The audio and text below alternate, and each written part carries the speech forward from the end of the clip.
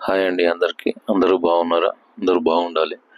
ఇది మా పొలము. మేము జొన్నలు వేస్తున్నాం ఈరోజు. ఈ అంతా లాస్ట్ వరకు వీడియో చూడండి. లాస్ట్ వరకు చూస్తే కొన్ని ట్విస్ట్ కూడా ఉంటాయి.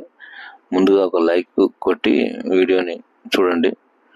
అయితే రోహిన్ కార్డ్స్లోనే జొన్నలు వేయాలి, కానీ రోహిన్ కార్డ్స్లో వర్షాలు టైంకు రాక రోహిన్ కార్డ్స్లో జొన్నలు వేయలేదు. ఇప్పుడు మృగశిర కార్డ్స్లో వేస్తున్నాము.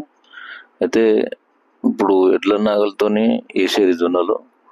అయితే ఆ ఎడ్లు లేవు, ఆ నాగన్లు లేవు. ఇప్పుడు ఎక్కడో ఒకటి ఉంటే దానికి 2000 రూపాయలు కిరాయి.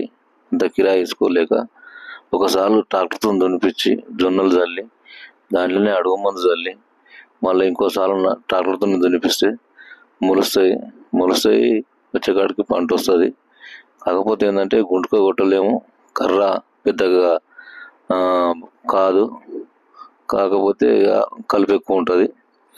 ఇక గుంటుక కొట్టలేము కాబట్టి తర్వాత మళ్ళీ ఏంటంటే కలుపు మందు చల్లేస్తే కొద్దిగా కలుపు కూడా తక్కువ వస్తుంది. అయితే ఈ జొన్నలు వేసే పద్ధతి కరెక్టా కాదా అంటే ఇప్పుడు నాగలి కాకుండా ఇట్లా చల్లి పైనగానే మందు చల్లి జొన్నలు చల్లి ట్రాక్టర్ దునిపించడం అనే పద్ధతి కరెక్టా కాదా అనేది కామెంట్లో తెలియజేయండి.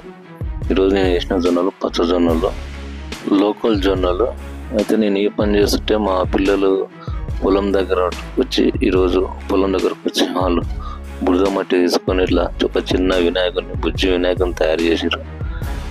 వాళ్ళు ఇద్దరు, మా రెండో అమ్మాయి, మా చిన్న అమ్మాయి, ఇద్దరు లక్కీ బేబీ, ఇద్దరు కలిసి ఒక చిన్న వినాయకుని తయారు చేసారు బురద మట్టితోని. మా పెద్ద అమ్మాయి ఏమో వీడియో తీస్తుంది. నేను రోహిన్ కార్డ్స్లోనే జొన్నలు వేద్దామని ముందే దున్నిపించిన, నెల ముందే దున్నిపించిన వర్షం పడ్డప్పుడు. అయితే మళ్ళీ వర్షం పడ్డప్పుడు మళ్ళీ ఇంకా అడ్డంపొడు కొట్టించిన, కానీ తక్కువ వర్షం పడ్డందుకు జొన్నలు వేయలేదు. తక్కువ వర్షము 2-3 సార్లు పడింది, అందుకనే గడ్డి బాగా పలిచిపోయింది. అంతా గడ్డి అయింది మొత్తం.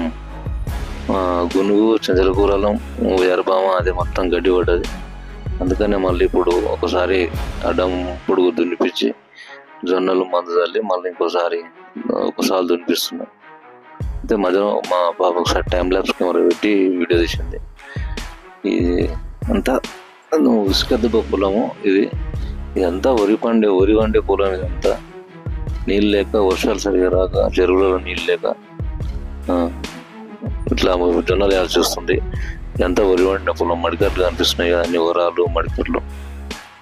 పక్కనే వెంచర్ ఉంటుంది, పొలం కిందంగా వెంచర్ ఉంటుంది. పచ్చజొన్నలు ఇవి. పక్క వెంచరే ఉంటుంది, కింది పక్క వెంచరే ఉంటుంది. ఇదంతా కొంచెం రాళ్ళు ఉంటుంది పొలం, కానీ అంతా మడికట్లు. అప్పటి నుంచి మా తాత సంపాదించిన పొలం. అప్పటి నుంచి కూడా దీంట్లో వరి వండేది. అప్పుడు బోర్లు తక్కువ ఉండేది, చెరువులలో నీళ్ళు ఉండేది కాబట్టి అప్పటి నుంచి వరి వండేది. మన లాస్ట్ 1 year బ్యాక్ కూడా వరి వేసిన నేను. అప్పటి నుంచి వర్షాలు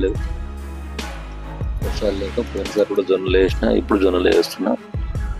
మళ్ళీ ఇంకా కొంచెం పొలం ఆ పైన అయితే సెట్ సైడ్ కొద్దిగా పొలం వదిలేసిన జొన్న లేకుండా, వర్షాలు ఇట్లా ఏమైనా పడితే మళ్ళీ వరి నాటుకోవచ్చు అని కొద్దిగా పొలం వదిలేసిన.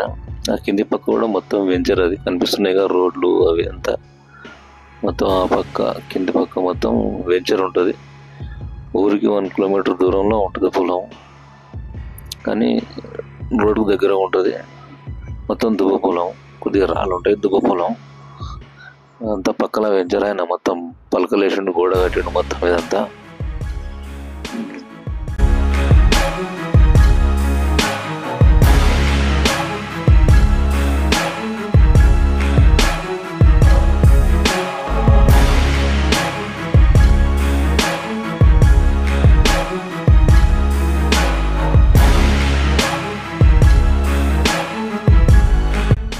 ముందే అటంపుడు 4 సార్లు కట్టించిన, కానీ దుక్కి మంచిగా మీద, కానీ వర్షాలు తక్కువ పడినందుకు, లేటుగా జొన్నలు వేసినందుకు అంత గడ్డి పలిచిపోయింది పొలంలో వల్ల.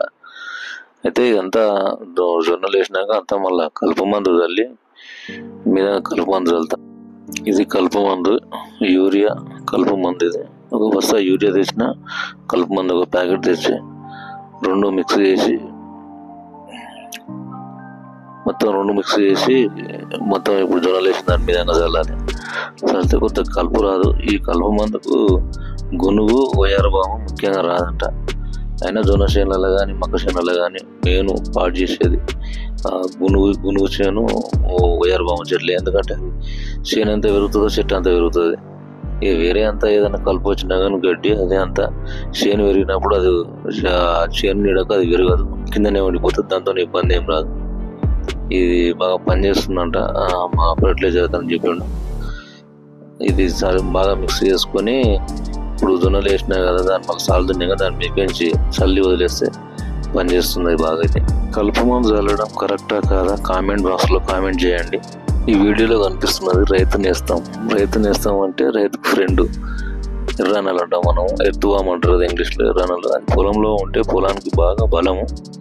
వాటిని ఎలాంటి హాని కలగకుండా చూడండి. పొలంలో మంటలు పెట్టొద్దు. గౌరిగడ్డి కానీ సొప్పగా ఉన్నప్పుడు మంటలు పెడితే ఈ ఎర్రనలు ఎర్త్వామ్స్ అనేవి చనిపోతాయి. కాబట్టి ఎప్పుడైనా సరే పొలంలో మంటలు పెట్టొద్దు. సాధ్యమైనంత వరకు పొలం బయట వేసి మంటలు పెట్టాలి, గడ్డి ఏది ఉన్నా కానీ. జొన్నలు నాగలికి వేస్తే జొన్నల క్వాంటిటీ అనేవి తక్కువగా అవసరం ఉంటాయి. కానీ ఇట్లా వెదజల్లే పద్ధతి ద్వారా వేస్తున్నాం కాబట్టి జొన్నల క్వాంటిటీ ఎక్కువే అవసరం పడుతుంది. కాబట్టి నేను ఈ దాదాపు ఒక 30 ఎకరం ఉంటుంది అనుకుంటా. ఇందులో ఒక 5 నుంచి 6 కిలో జొన్నలు చల్లవలసి వచ్చింది. ఈ వెదజల్లే పద్ధతి కాబట్టి కొద్దిగా జొన్నలు ఎక్కువ పడతాయి.